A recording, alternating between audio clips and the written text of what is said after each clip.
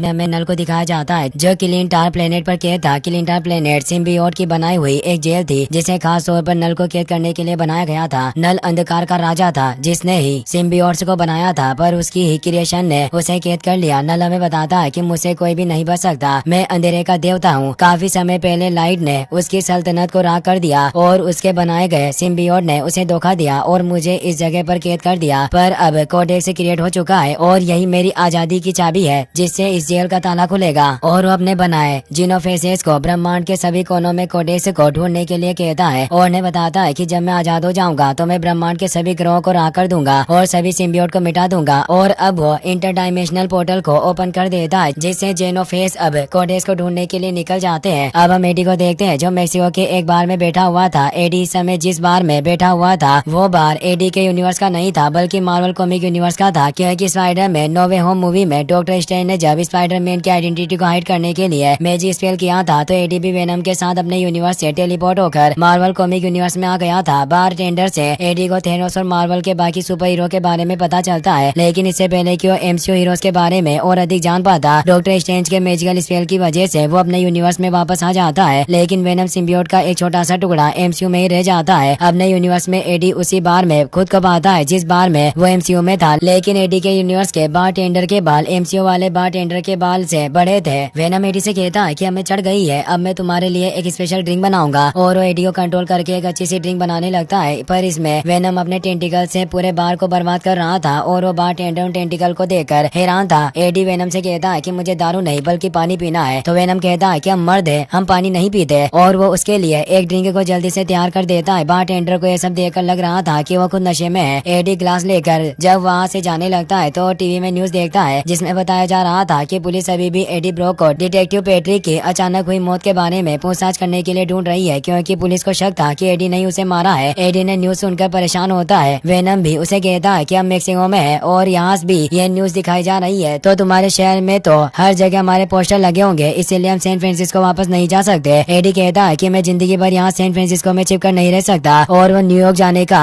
Decide करता है। और वेनम से कहता है कि मैं एक जज को जानता हूँ जिसने पहले मुझे न्यूयॉर्क से भगा दिया था, पर वो डर रहा था कि मैं उसके काले कारनामों को सामने ले आऊंगा, पर अब वापस जाकर मैं उसे ब्लैकमेल कर सकता हूँ जिससे मैं खुद को बेगुनाह साबित करवा लूंगा। वेनम भी कहता है कि मैं भी कब से स्टेच्यू ऑफ लिबर्टी पर डांस करना चाहता था और अब वो वहाँ से निकल जाते हैं। एडी को रास्ते में कुछ कुत्तों की आवाजें सुनाई देती है, वो आवाजें उसे काफी अजीब लगती है। वेनम भी कहता है कि जरूर वो डॉग्स मुसीबत में है और मुझे भी भूख लग रही है, इसीलिए हम उन बुरे लोगों को ढूंढकर उन्हें खा सकते हैं। और अब वो उन आवाजों का पीछा करते हुए एक बंद पड़े हुए घर में चले जाते हैं। वहाँ कई सारे कुत्तों को कैद करके रखा हुआ था। एडी समझ जाता है कि वो सभी फाइटर डॉग है, इन्हें जरूर कुछ बदमाशों ने कैद किया होगा। अब वहाँ मेक्सिको गैंग के वो गुंडे भी आ जाते हैं जिन्होंने उन कुत्तों को पकड़ा हुआ था और शायद वो उन सारे डॉग्स को बेचना चाहते थे। वो लोग एडी को देखकर उसके ऊपर फायरिंग करने लगते हैं, लेकिन अब एडी वेनम में ट्रांसफॉर्म हो गया था, इसलिए एडी को कुछ नहीं होता और वेनम सारे डॉग्स को आजाद करने के बाद उन सभी लोगों के सर को खा जाता है क्योंकि वो बुरे लोग थे। एडी इसके बाद वहाँ से निकल जाता है, लेकिन इस दौरान हम देखते हैं कि एक जेनोफेस मॉन्स्टर वेनम को ढूंढते हुए मेक्सिको आ चुका है और वेनम के पीछे वाली बिल्डिंग पर था, लेकिन एडी और वेनम उस जेनोफोस को नहीं देख पाते और वो जेनोफेस भी वेनम को नहीं देख सकता था क्योंकि वेनम अभी अपने असली रूप में नहीं था। वहीं दूसरी तरफ सीसीटीवी कैमरों की मदद से इम्पेरियम नाम की एक सीक्रेट ऑर्गेनाइजेशन एडी के ऊपर नजर रख रही थी। इम्पेरियम ऑर्गेनाइजेशन वेनम जैसे सिम्बियोट पर रिसर्च करती थी और अब वो वेनम सिम्बियोट को भी रिसर्च के लिए हासिल करना चाहती थी। जनरल रेक्स जो इम्पेरियल सीक्रेट ऑर्गेनाइजेशन से जुड़े हुए थे वो एडी के बारे में जानकारी मिलने के बाद उसी बार में पहुंचते हैं जिसमें वेनम का एक छोटा सा हिस्सा टूट गया था। जनरल रेक्स वेनम के उस हिस्से को अपने कब्जे में ले लेते हैं और उस बार टेंडर को भी बेहोश करके अपने साथ ले जाते हैं जिसने वेनम को देखा था। अगले सीन में हम डॉक्टर बेन नाम की एक लेडी साइंटिस्ट को देखते हैं जो एरिया 51 के अंडर में इम्पेरियम सीक्रेट ऑर्गेनाइजेशन के लिए काम करती थी, जहाँ पर वो अपनी पूरी टीम के साथ सिम्बियोट के ऊपर रिसर्च करती थी और उनके लैब में बहुत सारे सिम्बियोट मौजूद थे जो अभी तक पृथ्वी पर आए थे सिर्फ वेनम को छोड़कर। अब जनरल रेक्स ने बाहर से वेनम के जिस छोटे से हिस्से को पकड़ा था वो उसे रिसर्च के लिए डॉक्टर बेन को दे देते हैं। डॉक्टर बेन इसके बाद जनरल रेक्स के साथ एक लैब में जाती है जहाँ एक कमरे के अंदर पेट्रिक कैद था और वो जिंदा था। पेट्रिक वही पुलिस ऑफिसर होता है जिसे मारने के जुर्म में पुलिस ऑफिसर एडी को ढूंढ रहे थे। डॉक्टर बेन और जनरल रेक्स की बातों से हमें पता चलता है कि पेट्रिक सच में मर गया था, लेकिन जब एक सिम्बियोट को उसके डेड बॉडी के साथ बॉन्ड बनाने दिया गया तो सिम्बियोट ने पेट्रिक को वापस से जिंदा कर दिया था। अब पेट्रिक के अंदर मौजूद सिम्बियोट डॉक्टर बेन और जनरल रेक्स से बातें करता है और उनको आने वाले खतरे के बारे में बताता है जिसमें सारे लोग मारे जाएंगे। सिम्बियोट उन्हें नल के बारे में भी बताता है जो आजाद होकर सब कुछ खत्म कर देना चाहता है, लेकिन हम सिम्बियोट बुरे नहीं है और नल कभी भी आजाद नहीं होना चाहिए। वेनम के पास एक चाबी है जो नल को नहीं मिलनी चाहिए, वरना वो पूरी दुनिया को मिटा देगा। जनरल रेक्स उसे पूछता है कि हम इस आने वाली मुसीबत को आखिर कैसे रोक सकते हैं। वो सिम्बियोट कहता है कि हम इस मुसीबत को नहीं रोक सकते, क्योंकि जब ब्रह्मांड की शुरुआत नहीं हुई थी, नल तब से ही मौजूद है और जब तक वेनम और उसका होस्ट जिंदा है तब तक कोडेक्स जिंदा रहेगा। जनरल रेक्स कहता है कि अगर मैं उन दोनों में से एक को मार दूं तो कोडेक्स खत्म हो जाएगा। इसीलिए अब जनरल रेक्स एडी को मारने का डिसाइड करता है। डॉक्टर बेन उसे ऐसा करने से मना करती है तो जनरल रेक्स कहता है कि उस अजीब सी चीज की वजह से मेरे कई सारे साथी मारे गए और उस नल को हरा नहीं सकते, इसीलिए हमें या तो उस वेनम को मारना होगा या फिर उस एडी को, और वहाँ से निकल जाता है। उन्हें कुछ समझ नहीं आ रहा था, पर डॉक्टर बेन को सिम्बियोट पर विश्वास था। अगले सीन में हम वेनम को देखते हैं जो एडी के साथ एक एरोप्लेन से चिपका होता है ताकि वो दोनों बिना टिकट के न्यूयॉर्क जा सके। अब अगले पल उस एरोप्लेन पर एक जीनोफेस मॉन्स्टर भी आ जाता है, क्योंकि वेनम अभी अपने असली फॉर्म में था, इसीलिए जीनोफेस मॉन्स्टर को उनके अंदर मौजूद कोडेक्स दिखाई दे रहा था। जीनोफेस उन पर अटैक करने लगता है। वेनम किसी तरह बहुत मुश्किल से जीनोफेस मॉन्स्टर से बचकर प्लेन से नीचे कूद जाता है और खुद को एक पैराशूट में बदलकर एडी की जान बचा लेता है। अब एडी जब वेनम से पूछता है कि वो मॉन्स्टर कौन था, तो वेनम एडी को बताता है कि वो एक जीनोफेस मॉन्स्टर था जो उनसे कोडेक्स हासिल करने के लिए आया था। एडी को वेनम की बातें बिल्कुल भी समझ नहीं आ रही थी, इसीलिए वेनम एडी को शुरुआत से ही सब कुछ बताता है कि नल ने ही उसे और उसके जैसे बहुत सारे सिम्बियोट को बनाया, लेकिन फिर बाद में सारे सिम्बियोट ने मिलकर नल को कैद कर लिया और अब नल को आजाद होने के लिए कोडेक्स की जरूरत है। कोडेक्स उस सिम्बियोट के अंदर मौजूद होगा जिस सिम्बियोट ने अपने होस्ट को बचाने के लिए अपने पावर्स का इस्तेमाल किया होगा। इस पर एडी कहता है कि ठीक है, हमारे अंदर कोडेक्स नहीं है क्योंकि मैं तो कभी मरा ही नहीं हूँ। इस पर वेनम एडी को याद दिलाता है कि जब फर्स्ट मूवी में तुम रियोट से फाइट के दौरान सच में मर गए थे तब मैंने तुम्हें वापस जिंदा कर दिया था और यही वजह है कि कोडेक्स हमारे अंदर है। वेनम एडी को ये भी बताता है कि जीनोफेस मॉन्स्टर को हमारे अंदर मौजूद कोडेक्स तभी दिखाई देता है जब मैं पूरी तरह से वेनम में ट्रांसफॉर्म होता हूँ, इसीलिए अब से वो एडी के साथ बॉन्ड बनाकर पूरी तरह से वेनम में ट्रांसफॉर्म नहीं होगा ताकि जीनोफेस मॉन्स्टर को उनके लोकेशन के बारे में पता ना चल पाए। थोड़ा आगे जाने पर उन्हें एक घोड़ा दिखाई देता है, जिसके बाद वेनम उस घोड़े के साथ बॉन्ड बनाकर काफी लंबी और ऊंची छलांग लगाते हुए एडी को काफी तेजी से न्यूयॉर्क की तरफ ले जाने लगता है। लेकिन अब उन्हें ढूंढते हुए वहाँ पर जनरल रेक्स भी अपनी टीम के साथ आ गए थे जो उनके ऊपर हमला करना स्टार्ट कर देते हैं। वेनम जानता था कि अगर वो एडी के साथ बॉन्ड बनाएगा तो जीनोफेस मॉन्स्टर वहाँ उन्हें ढूंढता हुआ आ जाएगा, इसलिए वो एडी को नदी में अकेला छोड़कर एक मछली और फिर एक मेंढक के साथ बॉन्ड बनाता है। लेकिन अब जनरल रेक्स के ऑफिसर भी एडी और वेनम को पकड़ने के लिए वहाँ गए थे और उनके ऊपर हमला कर रहे थे। वेनम जब देखता है कि एडी की जान खतरे में है तो एडी के साथ बॉन्ड बना लेता है, लेकिन अब जीनोफेस मॉन्स्टर भी कोडेक्स की लोकेशन का पता चलने के बाद वहाँ आ जाता है और वेनम को मारने की कोशिश करने लगता है। वेनम तो किसी तरह एडी को लेकर वहाँ से निकल जाता है, लेकिन अब